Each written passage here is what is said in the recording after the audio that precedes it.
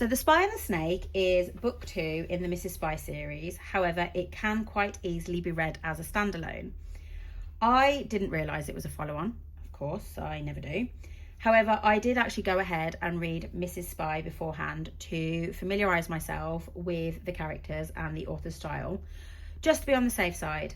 You absolutely do not need to do this, but I'm kind of glad I did.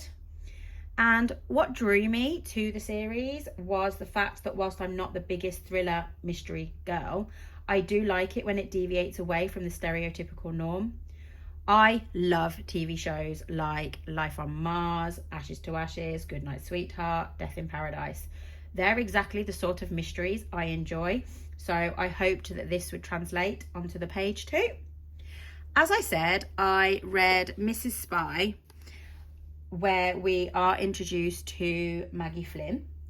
It's 1960s London, the Cold War. Maggie is an MI5 operative. She's a widow and a single mum, and as a watcher, so roaming the streets under a disguise, she was on a quest to unravel the intelligence agency's most treacherous secrets and some little too close to home truths along the way. This threw in many a humorous moment and was full of Bond references and nods to the era of the time. So I was really looking forward to seeing this flow over into the next book. Now, The Spy and the Snake starts where Maggie has just earned herself a promotion, a true place within MI5, but with any promotion comes a desk and paperwork, lots of it, boring, relentless paperwork. That is until she's given an assignment to leave her desk, so leave the streets of 1968 London, fly to Budapest in order to smuggle out a notorious British defector. Simple operation, right?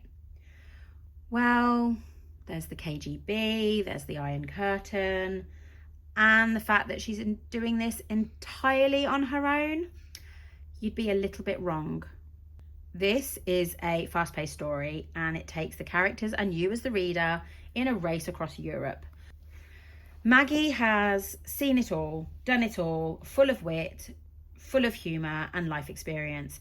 She brings all of that alongside her own personal issues, but doesn't let that get in her way through her tenacity and her ability to improvise, which is something we first learned about in her first book. As you read, you forget that she's just a middle-aged woman, but in fact, she's actually a fully fledged spy. And whilst this is full of spy-based spyness, some of the action does feel a little too exaggerated for me, and that, I think, stopped me becoming completely immersed. However, it was still really entertaining. There is a small romantic subplot alongside some touching moments where Maggie reflects on her late husband.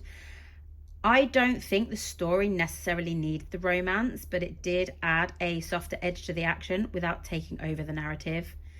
And whilst this was sweet enough, it never felt as compelling as the espionage plot. I found myself much more invested in her missions than her love life. But I have to say, MJ Robotham has written it so that it not only builds tension and suspense about what she'll encounter next or how Maggie will get through the next stage, but it's done in such a quick and moving way, throwing in many great characters that you cannot not enjoy it.